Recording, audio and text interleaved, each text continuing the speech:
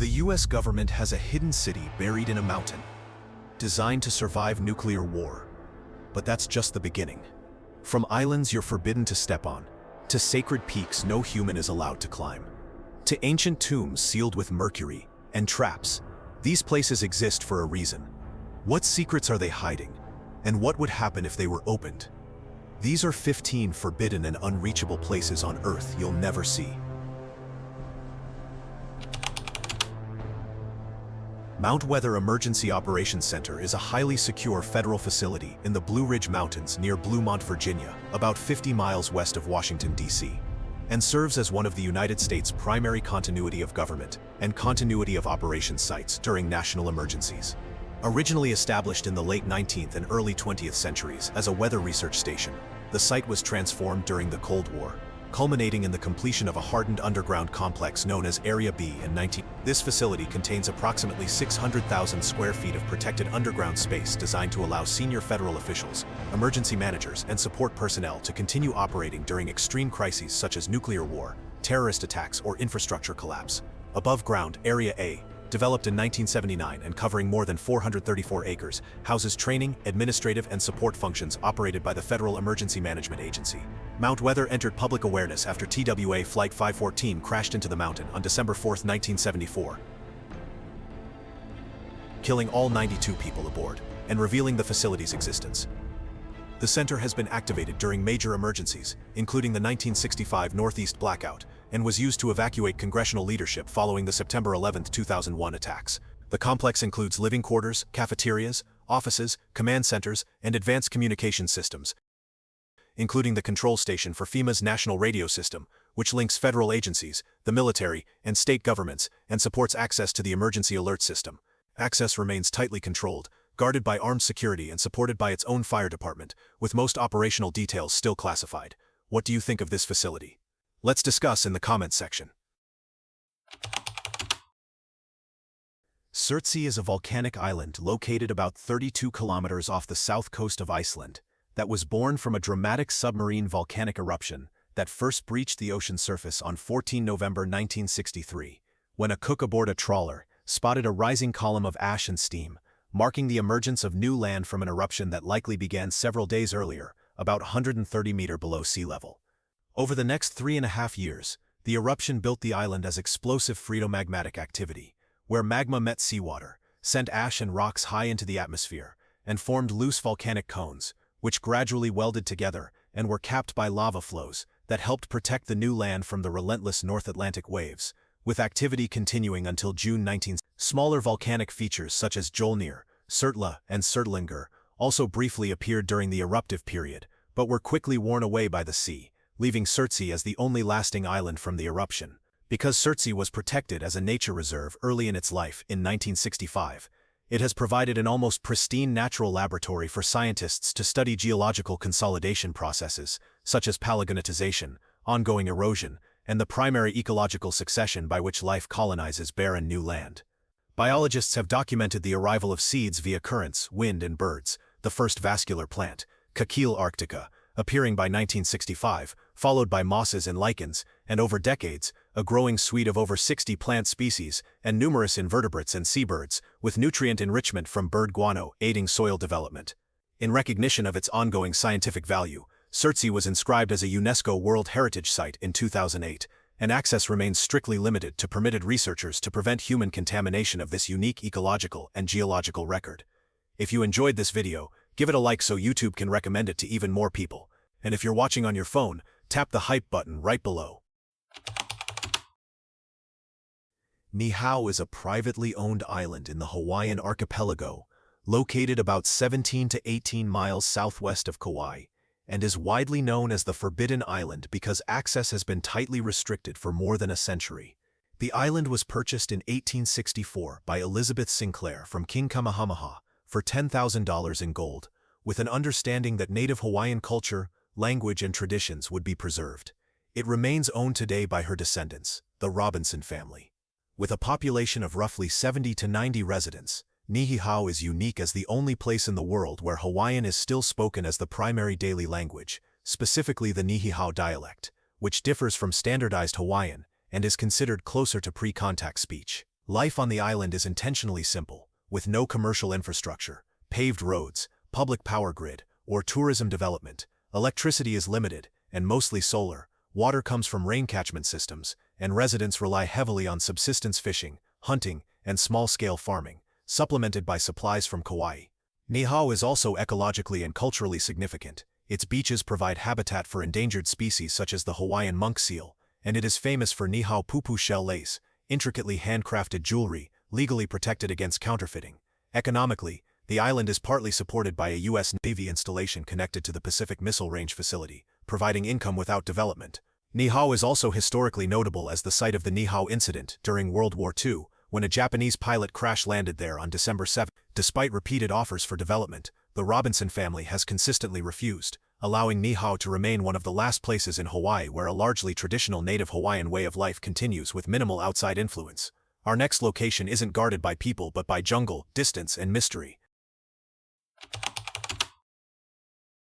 Cerro El Cono is a steep-sided, pyramid-shaped mountain rising abruptly from the lowland rainforest of the Peruvian Amazon.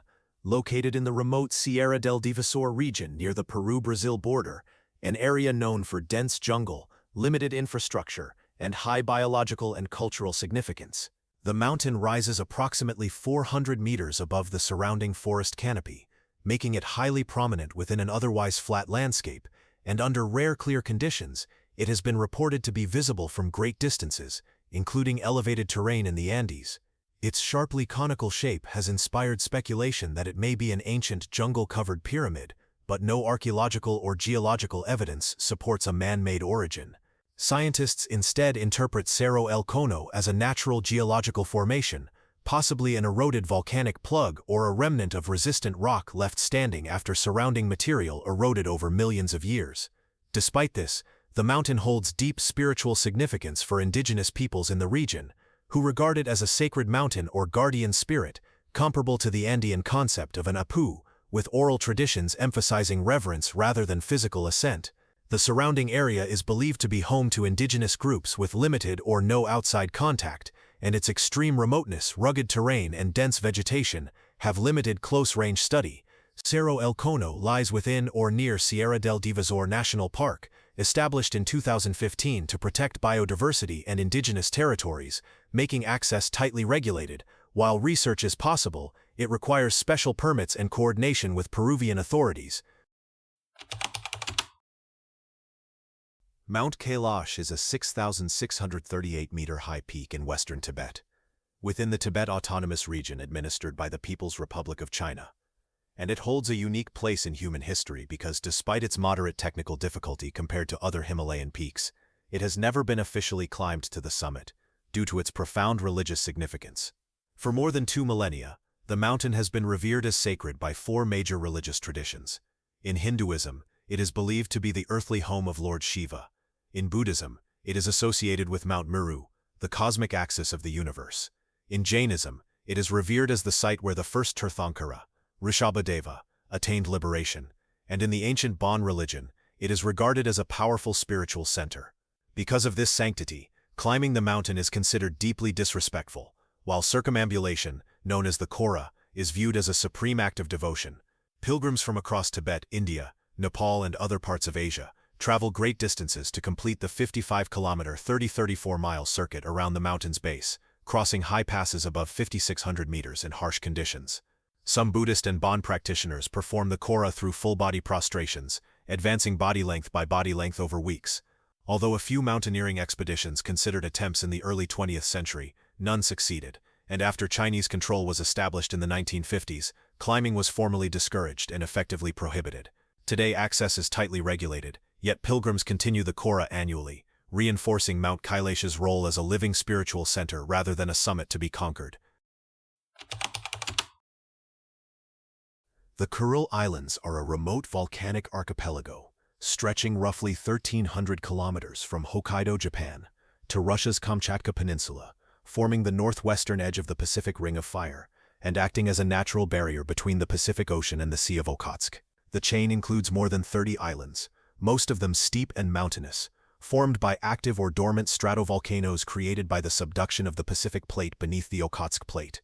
Frequent volcanic eruptions, earthquakes and occasional tsunamis shape the region, producing landscapes marked by massive calderas, hot springs, crater lakes, lava cliffs, waterfalls, beaches, ice-capped peaks, and dense forests. One of the most striking features is Krenitsin volcano on Wonkotan Island, a towering stratovolcano rising from the center of a flooded caldera and considered one of the largest volcanic structures in the chain, with its last confirmed eruption occurring in the mid-20th century.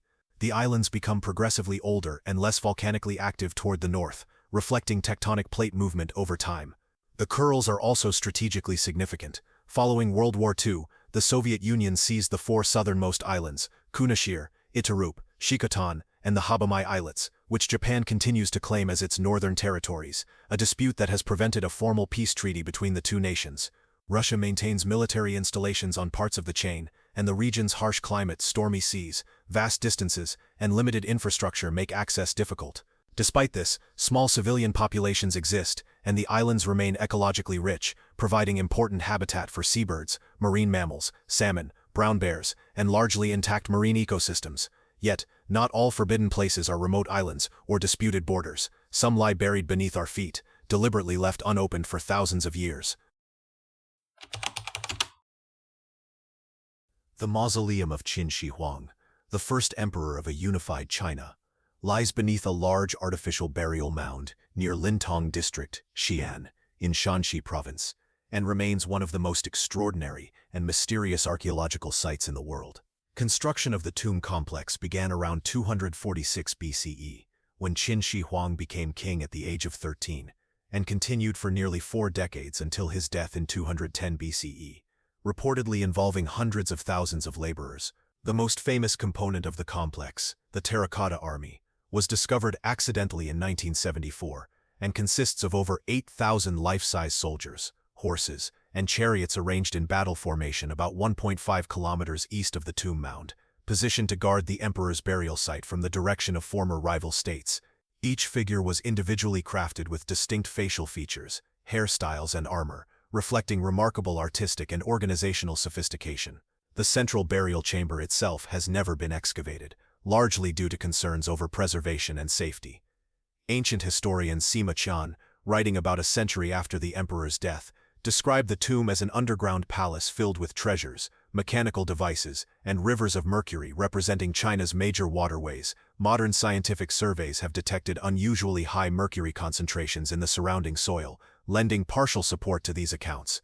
Qin Shi Huang's documented obsession with mercury, his consuming mercury-laced elixirs in his quest for immortality, likely contributing to his death, adds plausibility to the idea that mercury played a role in the tomb's design. Archaeologists and Chinese authorities have repeatedly stated that current technology is insufficient to safely excavate the sealed chamber, especially after early excavations showed that painted terracotta figures rapidly deteriorated when exposed to air. Today, the mausoleum stands as a monumental testament to imperial power, technological ambition, and ancient belief systems, representing not only the emperor's desire to rule eternally, but also one of the greatest unresolved archaeological questions in human history. The Vatican Apostolic Archives, located within Vatican City, and known until 2019 as the Vatican Secret Archives, serve as the central historical repository of the Holy See, and contain millions of documents spanning more than 1,000 years of religious, political, and diplomatic history. The term secretum in the former name referred to the Pope's private records, not secrecy in the modern conspiratorial sense, though access has long been tightly regulated. The archives preserve papal correspondence, state papers, legal records, financial accounts, and official documents tied to major historical events, including materials related to Galileo Galilei, Henry VIII's request for annulment, Mary Queen of Scots, and the 1521 papal bull excommunicating Martin Luther. Access is limited primarily to qualified academic researchers with institutional credentials, who must apply for permission and work under strict rules governing handling, copying, and consultation, largely to protect fragile materials and sensitive information.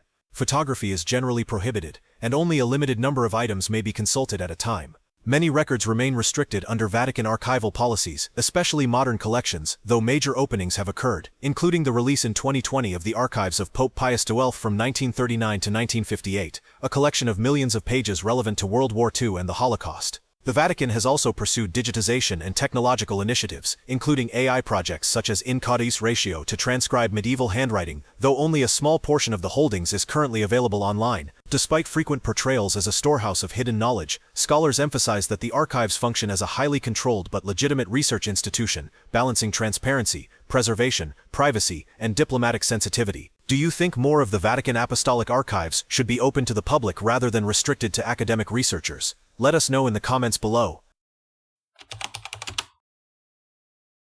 Bouvet Island is an uninhabited sub-Antarctic island, administered by Norway, and is widely considered the most remote island on Earth. It lies in the South Atlantic Ocean, about 1,600 km from Antarctica, and more than 2,500 km from the nearest permanent human settlement in South Africa. The island is the exposed summit of an ancient volcanic structure and is regarded as extinct or dormant, with no evidence of current volcanic activity. Nearly 90% of Bouvet Island is covered by permanent ice and glaciers, and its coastline is dominated by steep cliffs, icefalls, and unstable glaciers that calve directly into the ocean, leaving no natural harbors or safe landing sites. These conditions, combined with strong winds, freezing temperatures, and frequent storms generated by the Southern Ocean, make access extremely difficult, and landings have occurred only during rare, carefully planned scientific expeditions, often by helicopter. Despite its harsh environment, Bouvet Island supports substantial seabird colonies, including penguins and petrels, which use the island as a breeding refuge largely free from predators and human disturbance. Norway has designated the island a nature reserve, and while temporary research shelters and automated monitoring equipment have been installed during expeditions, there is no permanent human presence. The island is also known for the unexplained discovery of an empty lifeboat in 1964, a mystery that has never been conclusively resolved. Area 51 is a highly classified U.S. military installation at Groom Lake within the Nevada Test and Training Range, about 80 to 90 miles northwest of Las Vegas, and has played a major role in American aerospace development since the Cold War. The site was established in 1955, when the CIA, under Richard Bissell, selected the remote dry lake bed as the testing ground for the Lockheed U-2 reconnaissance aircraft, valuing its isolation, natural runway, and proximity to the Nevada test site. During the late 1950s and 1960s, the facility hosted increasingly advanced programs, most notably Project Oxcart, which developed the A-12 spy plane, capable of sustained flight above Mach 3. In the 1970s, Area 51 became central to the development of stealth technology, with the HAV Blue prototypes, and later the F-11-7 Nighthawk, conducting their first flights from Groom Lake. These classified test programs contributed to widespread UFO reports, as high-altitude aircraft unfamiliar to the public were observed in restricted airspace, particularly during the U-2 era. Area 51 is surrounded by restricted ground and airspace, and unauthorized access is prohibited and enforced through surveillance, patrols, and legal penalties. Personnel typically commute via the Janet Airlines system from Las Vegas. Although long associated with conspiracy theories, declassified documents confirm the site's primary role as a center for testing and evaluating advanced aircraft and defense technologies, and it remains operational today. The western portion of the Grand Canyon contains some of the most remote and difficult-to-reach terrain anywhere in the national park, characterized by vast roadless wilderness, a near-total absence of maintained trails, and immense vertical relief rising thousands of feet from the Colorado River. Unlike the heavily visited Eastern Canyon near the South Rim, much of the Western Canyon is dominated by isolated plateaus, temples, and mesas that are completely surrounded by sheer cliffs, often exceeding 2,000 to 2,500 feet in height, making access extremely challenging. Reaching the bases of these formations frequently requires multi-day river travel through the Grand Canyon, followed by long off-trail hikes or technical climbing routes that demand advanced mountaineering skills, careful route finding, and self-supported logistics. While some formations such as Shiva Temple are well documented, many western plateaus remain rarely visited, simply because of the difficulty and risk involved, rather than any formal restriction. The Grand Canyon does not contain an officially designated forbidden zone, though certain areas are closed or regulated for environmental protection, safety concerns, or to preserve indigenous cultural sites.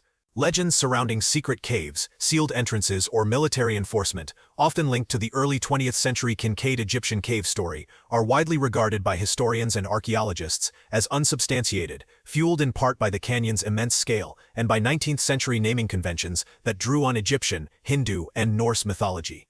In reality, the inaccessibility of the Western Grand Canyon stems from its geology and isolation rather than hidden government activity, making it one of the most challenging landscapes in the American West for exploration while remaining entirely natural in its barriers.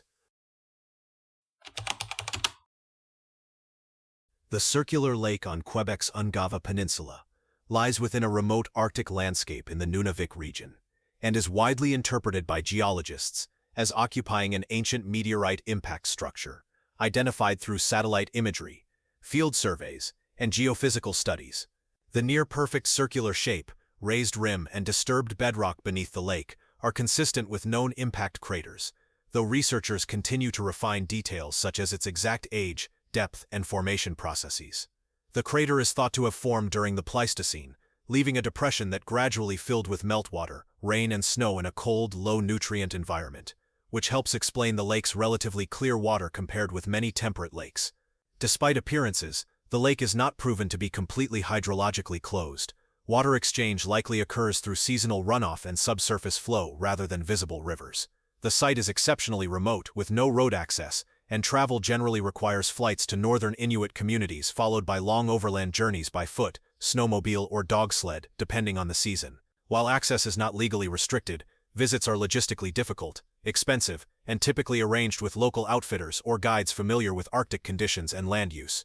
As a result, only a small number of researchers and adventurous travelers reach the crater each year. The lake and its surrounding terrain are valued primarily for their scientific importance, offering insights into meteorite impacts in polar regions and the long-term interaction between geology, climate, and hydrology in one of Canada's most isolated environments. The Lascaux Cave, located near Montignac in southwestern France, is one of the most important sites of Upper Paleolithic art, containing thousands of paintings and engravings created approximately 17,000 to 22,000 years ago during the Magdalenian period. Discovered on September 12, 1840, by four teenagers, Marcel Ravadet, Jacques Marçal, Georges Agnel, and Simon Canecas, the cave revealed walls covered with highly sophisticated depictions of animals such as bison, horses, deer, aurochs, and ibex, as well as abstract symbols. The paintings are distributed across named chambers, including the Hall of the Bulls, the Axial Gallery, the Nave, and the Chamber of the Felines, and include some of the largest known figures in prehistoric art, with one animal measuring over 5 meters in length. After opening to the public in 1948, the cave experienced rapid deterioration caused by carbon dioxide, heat, humidity, and microorganisms introduced by visitors, leading to fungal growth and pigment damage. In response, French authorities permanently closed the cave to the public in 1963 to protect the fragile artworks. Despite closure, conservation challenges continued, particularly in the early 2000s, when changes to the cave's climate control systems contributed to outbreaks of mold and bacteria, prompting even stricter access limitations and continuous scientific monitoring. To balance preservation with public education, France constructed detailed replicas, including Lascaux de Sicken in 1983, and the more comprehensive Lascaux Thor in 2016, allowing visitors to experience accurate reproductions of the cave art without endangering the original paintings. Today, the original Lascaux cave remains sealed and carefully monitored, accessible only to a small number of specialists, and stands as a powerful testament to the artistic skill, symbolic thought, and cultural complexity of early modern humans. The Tepuis of southern Venezuela are immense, flat-topped sandstone table mountains that rise abruptly from the surrounding Amazon and Guiana Shield rainforests, forming one of the most distinctive landscapes on Earth. These formations, which belong to the ancient Guiana highlands, are composed of some of the oldest exposed rocks on the planet, dating back nearly 2 billion years, and reach elevations ranging from roughly 2,000 to over 9,000 feet above sea level. Rather than forming a continuous plateau, the tepuis exist as isolated mesas and massifs scattered across the region, separated by vast stretches of lowland forest and bounded by near-vertical cliffs that make access extremely difficult. Among the most famous examples are Oyan Tepui, from which Angel Falls, the world's tallest uninterrupted waterfall, plunges nearly 1,000 meters, and Mount Roraima, one of the few tepuis with a well-established trekking route to its summit. Many other tepuis have no established trails and can only be reached through complex scientific or mountaineering expeditions, often involving helicopter access or technical climbing.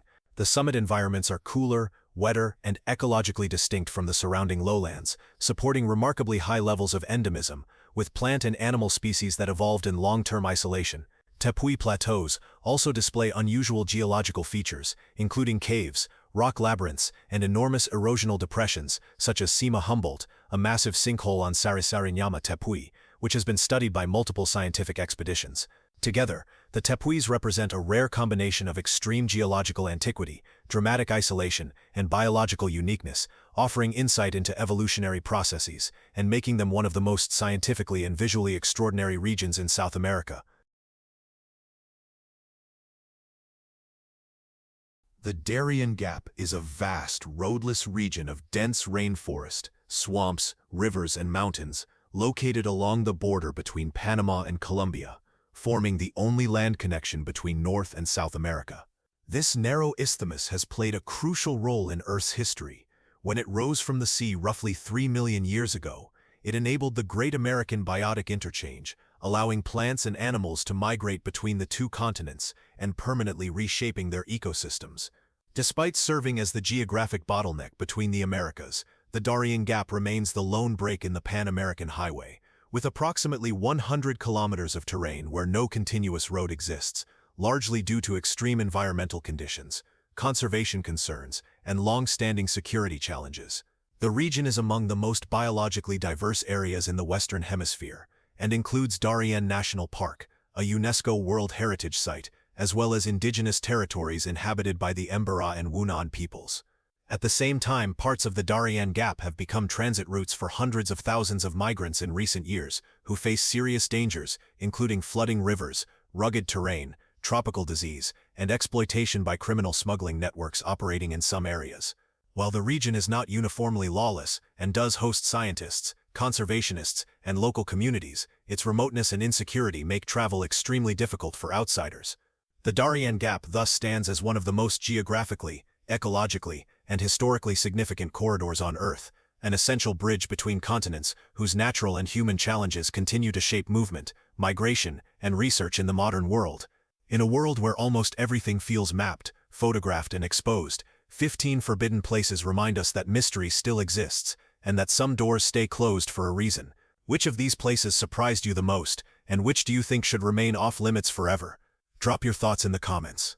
If you enjoyed today's video, don't forget to hit like, subscribe, and turn on the notification bell so you won't miss our upcoming journeys. And if you enjoy exploring mysterious places, check out my video of 12 of the most heavily guarded locations across America, places where the public is not allowed to access. Click on the card that appears on the screen now. Enjoy the video. Thanks for being with us. Leave a comment, like to show your support, and remember to hit that subscribe button for more exciting videos. See you next time.